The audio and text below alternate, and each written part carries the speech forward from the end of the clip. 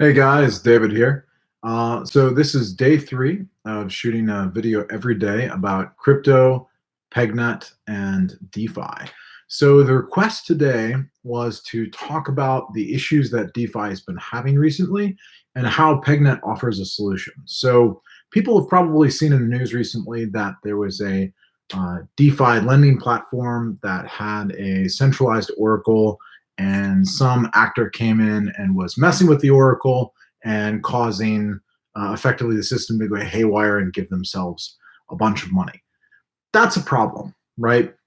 And it was a problem that was really at the heart of having a centralized oracle to add information into the smart contract of this DeFi platform. And this is effectively what we need to solve in order for DeFi to scale, is we need trusted and reliable oracles. So, perfect timing. PegNet has been working on exactly this since its inception. The whole idea is to have miners from all over the world securing the data, submitting different sources of the market prices, putting them all together every 10 minutes, and finding that median price that's closest to what the real price of each asset was every 10-minute period. So the important thing to understand about this is, by using proof of work, one, you create a real competition for who's going to provide that data and who's going to get the reward of the peg that block. There are 5,000 peg rewarded to miners every block, similar to the way Bitcoin or Ethereum reward miners for providing the hash power in those public chains. There's a similar idea being used here with PegNet. So PegNet now has hundreds of thousands of computers around the world running its algorithm and securing these prices every 10 minutes. So this is how it was sort of a stroke of genius on the part of the developers of how to create a fully decentralized Oracle, is to use proof of work, right? Not a foundation, not a trusted party, not some sort of staking thing that, tries to create incentives. Proof of work. Reward people for providing hash power and honest and accurate data. So that's a huge thing.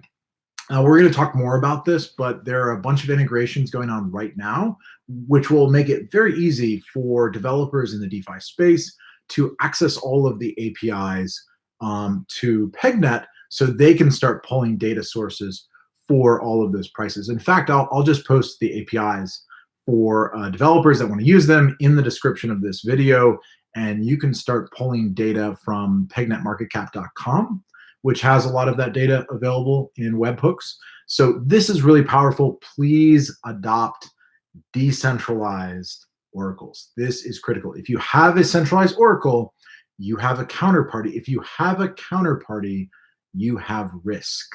So for DeFi to scale to billions and trillions of dollars, we have to solve this problem. PegNet has a solution today.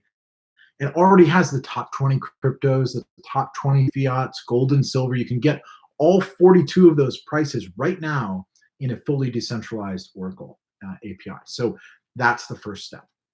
The second step that was requested to talk about is the issue that we saw the other day when the price of ETH was falling and all of the collateral-based systems were having a lot of trouble. There wasn't enough underlying value in the ETH in those contracts. Some contracts were getting liquidated. There was sort of this difficult situation, almost this cascade where liquidity was decreasing as prices went down, and it was difficult for a lot of these collateral-based systems like Maker and I to sort of keep up with this volatile underlying issue. And it's really not limited to them. It's really a consequence of building anything that is collateral-based. You're at the risk of the value of the underlying collateral, right? And this goes back to why PegNet has been built on oracles and why those oracles are pegged to public market prices instead of based on a central reserve and instead of based on collateral. PegNet uses a different mechanism called burn and mint. So you add value into the network, you buy $1,000 worth of peg, and you can burn that and into and mint, let's say $1,000 worth of pegged ETH or pegged gold or pegged dollars, right? And the value is all on chain. It's all recognized by the protocol. And this solves so many problems. You don't have to worry, is a central reserve, giving you a true audit, or, there's no big honeypot of, tokens or value being held by a company or a foundation.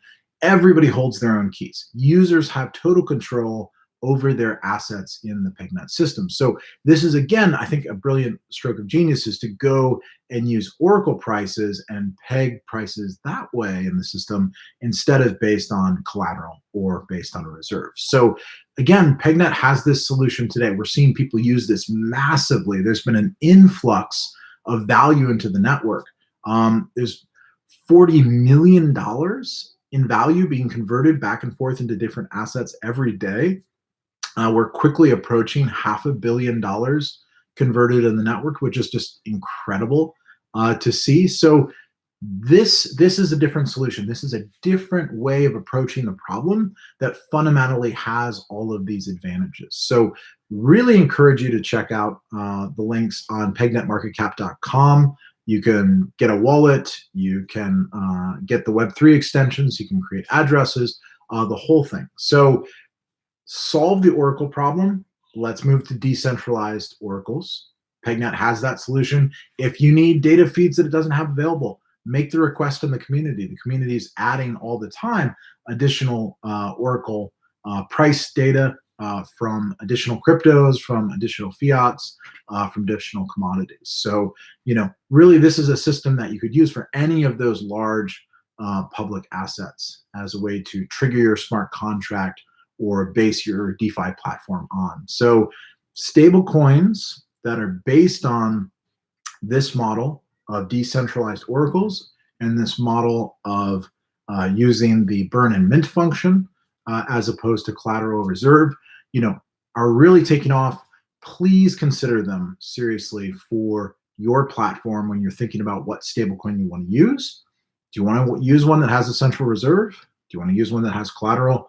Or do you want to use one that is pegged to market prices? So think about that seriously. The exchanges are there, the wallets are there, the tools are there to do this right now. So encourage people to sort of take this as a moment of reflection and consider how they're building their architectures in a way where they're going to be most robust, so that we can grow this ecosystem faster and faster. So I'll keep it short today, just kind of cover those two subjects around how PegNet changes the game for oracles and how it changes the game for the way that the contracts value are added and value is moved around. So I'll keep it there today. I'm gonna have some fun with these videos. I'm wearing my today Trust No Bank crypto shirt. It's got the old Bitcoin symbol on there. So I've got quite the collection of crypto shirts. So I'll try to find and wear one different for every video if I can. I'll see if I have 100 of them. But I've been to enough crypto conferences that I might actually have 100 different crypto shirts. So thanks everybody for watching. I'm going to also put some other content together and start making short videos on these different subjects. But thanks for all your comments. Please add a comment. I'm going to start rewarding people with Peg that have the best comments. So get a Kibani wallet, get that Web3 extension on pegnetmarketcap.com, and give me an address, and I'm going to start rewarding Peg, because we want people to use this in real life today. They can sign up right now. Let's start sending around. Let's start to have some fun with this. We're all stuck at home, so let's make the best of it and make it productive. So I hope you guys have a great day. Wash your damn hands, and I'll see you later. Bye.